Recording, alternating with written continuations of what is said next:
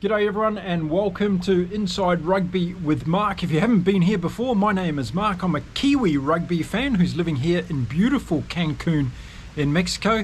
And in this video, we're going to talk about the Australia versus South Africa game that was played in Brisbane earlier today. I'm going to give you my full review of that game. So let's get into it.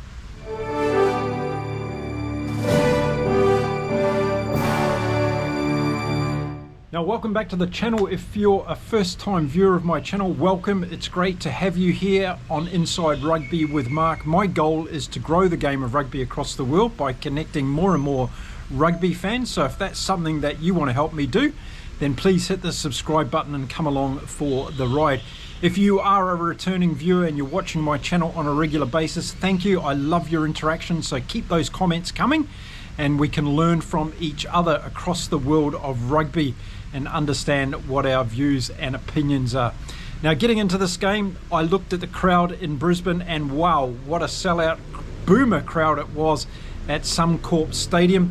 And I've decided we need to recall or rename Brisbane as a city after this game because it needs to be called Briz-Fontein because there were so many South Africans in the crowd, which was a fantastic thing to see in the beginning of this game. Now, we had Joe Schmidt coming into the game, of course, having 3 wins on the trot so far in 2024 with this new look Wallaby side. And Rassie Erasmus only had that 1 loss against Ireland, that 1-point narrow loss to Ireland in the series in South Africa. So this game was going to be a big game for both teams. Good Joe. Brisbane has caused a few problems as far as getting wins on the board for South Africa in the past. They've actually only won here 3 times in their entire history. So it was going to be interesting to see whether or not they were going to be able to get across the finish line in this particular game.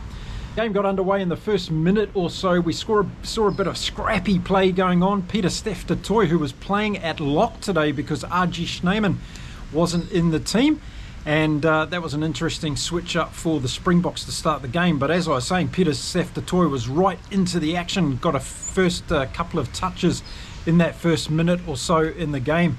But what happened in the second minute was really interesting to me. There was a scrum, and it was a scrum feed by South Africa, and Cheslin Colby played halfback on that occasion and fed the scrum. So some great innovation coming to the game with all the law changes that are happening. Rassie looking at how South Africa can take some of the advantage of this, and Colby was feeding that first scrum, which I thought was really fantastic piece of innovation and creativity in the game. Of course, Cobus Reinhardt playing halfback in this game for South Africa, or starting this game at halfback, and we saw him push out to the first 5 or the number 10 position when that scrum feed was taking place. So South Africa are already thinking about how they can change things up and make it a different look, and I'm sure with Tony Brown in that coaching squad in South Africa with Rassie, it's going to bring a lot of changes, and we're starting to see that in the way that South Africa plays. Were we going to see a lot more of that in today's game? Now, right from the get-go, we saw South Africa putting a lot of pressure on Australia. In the 3rd minute, they got down close to the Australian line. They were attacking, putting phases together, but unfortunately, Etzebeth knocked the ball on. It gave the Aussies an opportunity on this occasion to clear the ball away, which they did do. Now, as well as the South Africans starting off this game very strong, we saw some big physical defence from Australia. And I must say, in those early minutes, it looked like the Australians were really here to take it on to the South Africans up front, which was great to see. Would it last, though, for the rest of the game?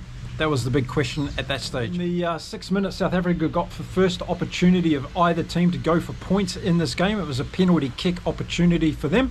And it was Sasha Feinberg-Monga Zulu who came up to take that kick at goal.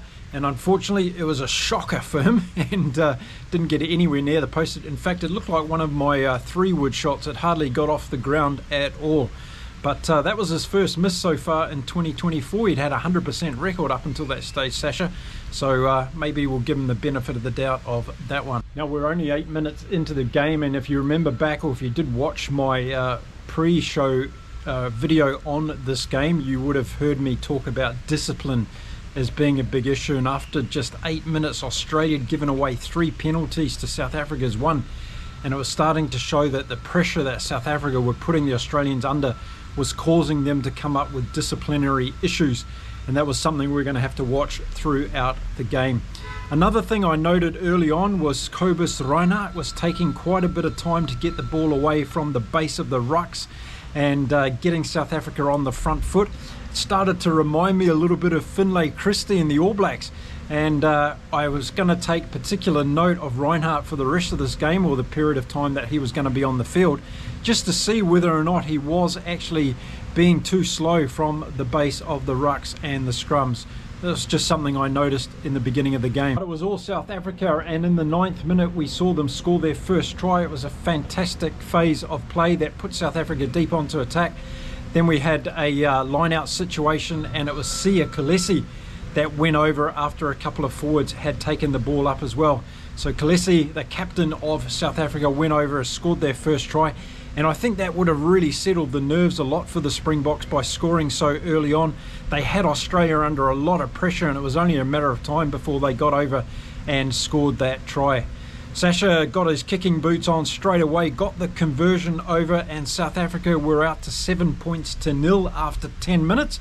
And things looked a little bit ominous already for the Wallabies if they weren't able to respond quickly.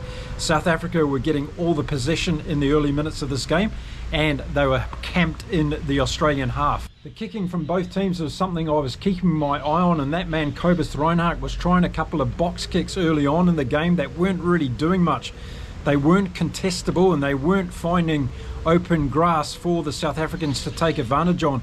So I don't think that early kicking strategy from Reinhardt in particular was really making a good difference for the Springboks. They were looking much better when they had ball in hand. Then around the 13th minute mark of the first half, we saw Australia getting their first little bit of a glimpse of being on attack. They got into the South African half, they put a few phases together, and then Jake Gordon, the halfback, put a box kick in and gave the ball away to South Africa. Seemed to be a really stupid decision at that stage of the game when Australia had the opportunity to put the South Africans under pressure, keeping ball in hand, making them make tackles, sapping the energy out of them. It didn't work for Australia. The South Africans were able to clear their line. Then in the 16th minute of the game, we saw a bit of aerial ping pong going on, and the two protagonists from each side was Sasha Feinberg for South Africa and Tom Wright for Australia. Both teams trying to get that territorial advantage, but it didn't actually work to either of them on that particular occasion. Then we got to the 18th minute of the game. We saw a fantastic break by Sasha Feinberg getting through the gap. He put it out to Willie LaRue, and it looks like South Africa were going to do several phases and get over, but Australian defence was massive, and they stomped out that opportunity for South Africa to score on that occasion. It just showed how much Australia was up for this game in the first 20 minutes. They were throwing everything at their defence, but they needed to be careful, I thought, because there was a very fine line between putting all their effort into that hard defence and actually committing errors that were going to give penalties away, and that seemed to be starting to happen on the Australian side. So they had to find that balance between going physical against these South Africans but not going outside the law to do it, and giving South Africa the opportunities by releasing the pressure through penalties. So in the 23rd minute, it was that man Sasha Feinberg again with a little piece of magic. He threw a fantastic magical pass to Peter Steph du Toit that put him through a gap, and Steph du Toit was not going to be stopped from that close of the line. He went barreling over for South Africa's second try, and things were starting to look rather ominous for Australia at this stage of the game. Everything South Africa were doing, they were doing it with purpose, they were doing it with speed, and they were doing it with accuracy, and that pass from Sasha was just another one of those things why I and probably another 100 million people across the rugby world love this guy, because he's got those little deft touches where he can make a difference if he's not running himself. And that's exactly what he did on this occasion by putting Peter Steph du Toit over for a great try to South Africa. Sasha had a big smile on his face when he got the conversion over, and South Africa were out to 14 points to 0 after 24 minutes in this game. And unfortunately, just after the restart, we got some bad news for Australia. Their good winger Donganu, who had started the game really well. I thought he'd done some explosive runs, but he'd also been really good on defence. He went off limping, injured, and we weren't going to see him anymore in this game. So Dylan Pietsch came on for him, and it was going to be interesting to see how Pietsch would go for the rest of the game. But Doganu going off for Australia was a big blow to them. I thought he was playing really, really well. The 27th minute mark of the first half, and I thought at this stage Australia were just hanging on. South Africa were doing everything right. They had about 75% of the possession in that early start of the game, and even though Australia were up for it physically, South Africa were just dominating. Everything they were doing was oozing class, and I could see already in this game that this was a different level from South Africa. I hadn't seen them play this well for so long in all the different aspects of the game. They were really, really putting everything together. It was a very well polished and executed plan, and it was great to see a lot of their backs getting involved in this game, the ball going out wide at every opportunity. But then the big boys, Etzebeth and Peter Steph-Toy, were playing fantastically well as well. Both of those guys having big runs in open play. And I don't know how many times Peter Steph-Toy in that first 30 minutes of this game touched the ball. He was involved in so many different plays, and I don't think I've ever seen Peter Steph-Toy play a bad game of rugby. He's just an absolute beast, and he was having another cracker even though he was playing in the locking position today for the Springboks. We headed towards the 30th minute mark for South Africa. Bomami went off for the Springboks and Malcolm Marx came on. It's going to be interesting to see how much diesel he'd had in the tank at the end of the game. He's usually coming on at the second half to make an impact for the bomb squad, but Bomami had a bit of an injury, so he was taken off. Now, by the time we did get to the 30-minute mark, the comments that, or the reflection I was starting to have on the game for Australia was, I think they were kicking too much of the ball away. This played into the hands of South Africa because they were able to counter-attack very effectively with the likes of Colby, Arensa, and also Willie LaRue was making it looking very dangerous from the backfield. And this wasn't allowing Australia to get any rhythm in the game. So by kicking the ball to the Springboks, they were giving away the opportunity to keep ball in hand and putting any kinds of pressure onto the South Africans. And I think that was a tactical mistake by the Australians, because the kicks that they were putting in, whether they were box kicks from Jake Gordon or whether they were from Lolasio at number 10, they weren't very well executed, and as a result of that, they weren't contestable, and Australia were missing out, I thought, on the opportunities by giving South Africa the ball on those occasions. And then as a result of that, kicking that ball away, South Africa got the ball again. They came back onto attack. They looked dangerous, and during that next phase of play, there was an indiscretion, a dangerous tackle by Andrew Callaway from Australia, and he was given a yellow card for 10 minutes. So up until half time now, the Australians were going to be down to 14 men. And as I said in my post-game video, discipline was going to be a very important part of this game. Next couple of minutes, again, Australia were looking really good and physical, but unfortunately that physicality wasn't clinical, and it was causing them some problems, and the penalty count kept going up against the Australians. And every time they looked like they had an opportunity, it was being snuffed away by South Africa getting the ball over in a penalty opportunity. And it wasn't long before South Africa were back into the Australian half, putting pressure on their 22 line and doing very good different phases of play. It looked inevitable that they were going to score a try before half time. And that's exactly what happened. In the 34th minute, we saw an absolutely shocker from the Australian defensive line. The ball was fumbled around and pushed back on the South African side from a line out. The ball was on the ground for a couple of minutes and then, or for a couple of seconds.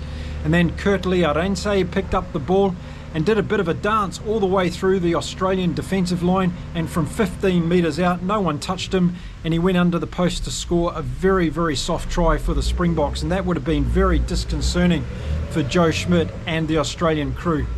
So Andrew Callaway had only been off the field for a couple of minutes when South Africa scored that try, so they had already put on a try with him off the field, so the discipline issue was really costing Australia.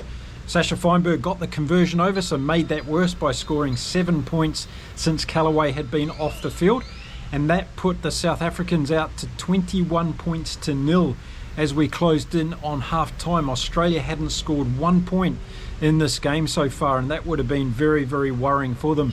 On the other side, 3 great tries so far to South Africa in the game.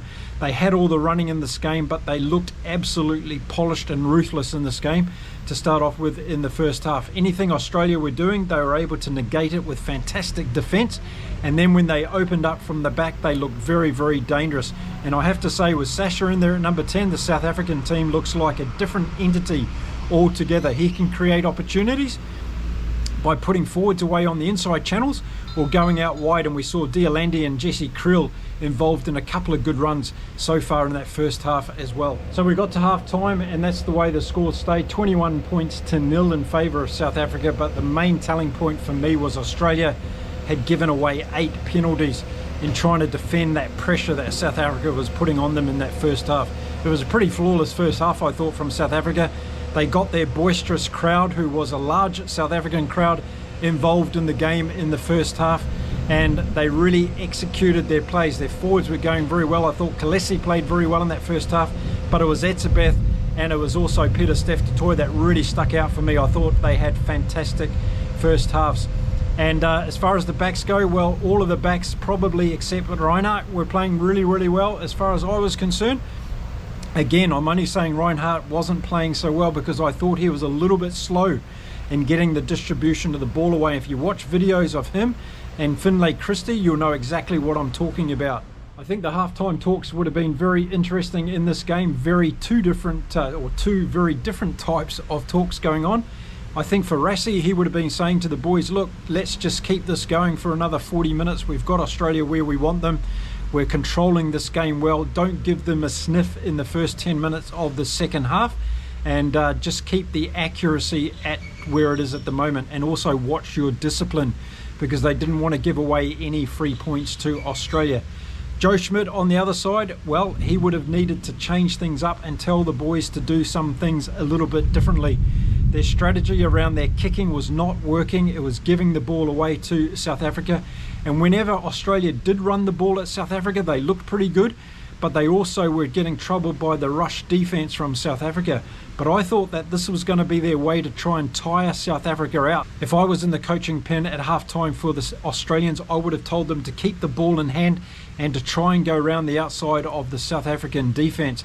At the very worst case scenario, you're going to tire them out and opportunities will start to appear. But if you keep doing this kick strategy and the kicks are not being executed properly, you're just simply giving the ball away to South Africa to run at you again, and they'll do that all day long. So it's going to be interesting to see how the second half would start off. And with the second half starting, we saw some changes immediately from Australia, and it was James Slipper, that old wily front rower, coming on for Australia. And also we saw Nasser coming on as well. So Joe Schmidt wanted to change things up front. He had to get a little bit more of an opportunity to start winning some ball. The South African forwards were being very dominant in this game, and if Australia were going to have any chance, they needed to try and bring back some parity when it came to that forward. So I think, or to that forward work. So that's why I think those changes were made early in the second half.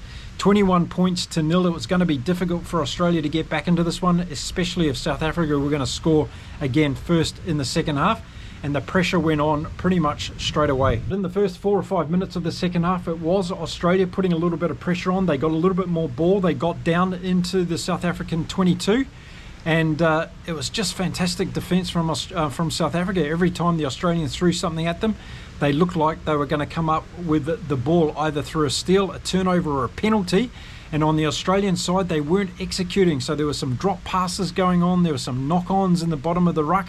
Just things that were just showing the difference in class between these two teams on this particular day. In the 51st minute, we saw Rassie make a decision to take off Cobus Reinhardt, and Grant Williams came on to replace him at halfback. I like Williams a lot. I think his creativity from halfback and his speed is fantastic, and it was going to be interesting to see whether he was given the reins to do a little bit of running in this game. But he started off by just keeping the distribution going to the South African forwards on the inside channels, and that's where they were really hurting Australia. They were making Australia make a lot of tackles and then cause some problems through the penalties that Australia were giving away. So it was a very clever tactic from South Africa. Pieter-Steph-Tutoy kept running those lines. Etzebeth kept running those lines, and we saw even Etzebeth out on the wing at one stage doing a great run down the touchline and gaining a lot of meters for South Africa. It was a very accomplished display so far into the game from the Springboks. So we got to the 53rd minute, and it was that man Etzebeth that was one of 3 that came off for the Springboks at that time. We saw Franz Maherba coming off, as well as Oxenchair, and along with Etzebeth. So by the time we got to 58 minutes, Siya Kolisi came off to a great ovation by the crowd. appreciating the great game that he played. I thought he played very, very well in those first 58 minutes of the game. And it was still South Africa controlling the game. We hadn't seen any points since half-time though. So the Wallabies had done a good job in stemming the flow of points at that matter of fact, but they weren't looking as though they were going to score too many of their own, and that's where the problems were coming for Joe Schmidt in the second half. 61st minute of the game, South Africa deep on attack again. They had a scrum. It was Quagga Smith that came off the back. Looked very good. It went back into a ruck again. Grant Williams got the ball and did a nice little flick pass to Quagga Smith, who was coming around outside of him, and Smith went over for his 8th try for South Africa in his test career. Fantastic try again for South Africa. Very controlled, very organised, and executed it very, very well. So the conversion of Quagga Smith's try was good by Sasha, so South Africa were out to 28 points to 0 after 62 minutes of the game. And unfortunately for Australia, things went from bad to worse. It was Jesse Kriel who made a fantastic break down the left-hand side of the field. He did a wonderful pass to Kurtley Arendse, who was outside of him, and Arendse went in for another try for South Africa. It was a fantastic conclusion to that state of play, and that really put the nail in the Wallabies' coffin for this game. That made the score 33 points to 0 in favour of South Africa. Unfortunately, Sasha missed the conversion from wide out, but the Springboks had enough points and bonus points in their bag from this game. With just 15 minutes still to go, were there still more points in the bag for South Africa. Got to the 67th mark of the game, and a little bit of audacity coming from Cheslin Colby at this stage. What do you do when you're 33 points to 0 up against the Wallabies and have them on the rack? You have a go at drop goal, and that's exactly what Cheslin Colby do. So he missed that one, and maybe there was a little bit of karma going on there, and South Africa weren't able to stretch their lead out. Now, in the video that I made about this game before the game, I talked about discipline being a big issue for South Africa. We've seen a lot of cards happen in their last few games, and it was a minute later and we saw a yellow card from Malcolm Marx, and he was sent off for a dangerous tackle from the referee's perspective in the TMO. So South Africa down to 14 men, even though they were leading by 33 points to 0. And I think that's something that Rassie probably would have written down on his notepad, again earmarking discipline as something that South Africa needs to work on. The Australian side of things, there's not too much that I can talk positively about up until this stage of the game, although Tate McDermott had come on for Jake Gordon, and I saw him doing some good things for the Australians, but they were on he was on a well-beaten team on this particular day. But his distribution was good. He did a couple of good smart little dummy runs as well. And Tate McDermott showing his chances of maybe being in the starting 15 for the game next week that'll take place in Perth, Australia. Then a couple more minutes into the game, as we headed into the 70th minute, we saw another disciplinary issue on behalf of South Africa, and Marco van Staden was seen the yellow card, and he was sent off for 10 minutes as well. So 2 Springboks in the sin bin at the same time. And I'm sure Rassie's notes would have got a little bit darker with that one. So South Africa down to 13 men. Could Australia finally take advantage of this and score some points in this game? Well, they did, but it only came in the 74th minute of the game. And it was a good play by Australia. They broke the ball down the right-hand side, and then it came back out the left-hand side, and Hunter Pasami went over for Australia on the outside of the field. A good work piece, but against 13 men defence, Australia needed to convert that opportunity into scoring some points, and they did so. The conversion was good from Tom Liner, so the score was back to 33 points to 7. Certainly no respectability about it at this stage, and being very deep into the game against 13 men, Australia were lucky to get that one. Well, it wouldn't be Cancun in Mexico without another thunderstorm, folks, so here we go again today. So I'll try and speak as loud as I can. So we got to the 78th minute of the game, and South Africa another yellow card, and this time Jesse Kriel, deliberate knock on, going for an intercept, and we know the rule: if you don't catch it, then you're going to be off the field, and that's exactly what happened in this occasion. So 3 yellow cards for South Africa in the second half of this game, and one can only think, if it was a close game, a tight test match, Rassie would have been jumping up and down with these issues that South Africa are having around yellow cards. Fortunately for them though, that is not the case, and that wasn't going to impact them too much in this game. So just a couple of minutes later, the game ended, and the final score between Australia and South Africa was 33 points to 7 in round 1 of the Rugby Championship this year, played at Briz-Fontein in Queensland, Australia. It was a really good game of rugby by South Africa. It was one of the best games I've seen them play, I've got to say that. Over the last number of years, I thought they were very clinical, they were ruthless, they were great in their rush defence, they were excellent out wide, they showed a lot of creativity, they took their opportunities when they wanted to, they put Australia under a lot of pressure, which created a lot of penalty opportunities. They kicked for touch off their penalties instead of taking shots at goal, which put Australia under more pressure. And Sasha Feinberg Mongo Zulu is an exceptionally good find for South Africa. He's doing some wonderful things in this team with his passing to offload to other players, his own running and getting through breaks, and then his ability to be able to execute plays when it's needed. He's an absolutely great find for the Springboks. Now, this was the first game in this year's Rugby Championship, and without a doubt, after watching this, I would put South Africa as the favourites. Of course, we had the New Zealand-Argentina game to come up next. Watch out for my video on that one. But this was really a fantastic display from South Africa. They came to Brisbane with purpose to turn around that record of losing to Australia in Australia, and they really put the medal down and they played extremely well. I think Joe Schmidt's going to be a bit worried because there wasn't any solution that him and his team could come up with, it appeared, in this game to take it on to South Africa.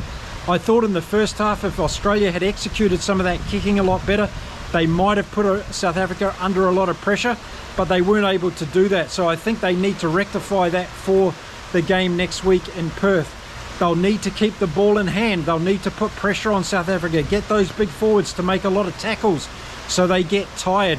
And that's the only way that Australia are going to get anywhere near close to this South African team as far as I'm concerned. On saying that, there were some good performances from Australian players. Rob Valentini, I thought, had a really good game. Slipper did some good things when he came on and tightened up the forwards a little bit. South Africa didn't score a lot of points in the first 20 minutes of that second half. So those changes that Joe Schmidt made did make a bit of a difference. But the Australian attack out wide was just nullified by the great defence of Damien Deolandi and Jesse Kriel. Colby, we saw, put on some really good tackles in this game as well. Kurtley Arance was really good when he got the ball in hand and also in defence. It was just a very good all-round display by South Africa. They not only deserved the bonus points, but they deserved the 33 points. They won the second half by 12 points to 7, so a little bit closer for Australia in that second half. But by the time we got there, the game was already over with that bonus point win in the first half. So I think South Africa are going to go to Perth next week with a lot of confidence from this game. I think Australia need to be really careful next week because they could feel the brunt of a very positive, a very motivated South African team that has a lot of belief in themselves at the moment. I think Eben Etzebeth had one of the best games he's played for a long time in a Springbok jersey. So did Sia Kolesi, and Peter Steph-Toy just had another one of those brilliant games that he plays. I thought the bench did okay for South Africa. It didn't make a huge impact, but I tell you what, I think RG Schneemann was missed in this team today. He's a very good natural number 5, and he does also those other great things off the ball at times, and I think adding him back into this team, it's going to give South Africa another level that everybody can be very worried about. So looking forward to the Rugby Championship from a South African point of view. A lot of positive things there so far. I think South Africa are definitely favourites from what I saw in this particular game. I'll have to go away now and watch New Zealand and Argentina to see whether I'm going to change my mind on that perspective. Now, don't forget to leave your comments what you thought about this great game in Brisbane today. How did you think South Africa went? Did you think they looked as ruthless, as compelling and clinical as I thought I saw them today? And what do you think Australia needs to do to turn this around in Perth next weekend? I'd really like to hear your views on that one. Okay, I'm going to be back with another video very soon on that New Zealand-Argentina game that was played in Wellington today. And until then, you make sure you stay safe, stay well, keep enjoying your rugby, and don't forget to subscribe to my channel, leave some comments, and give this video a bit of a thumbs up. I'll see you again really soon from a very wet very, very wet Cancun in Mexico. Until then, it's time to say adios.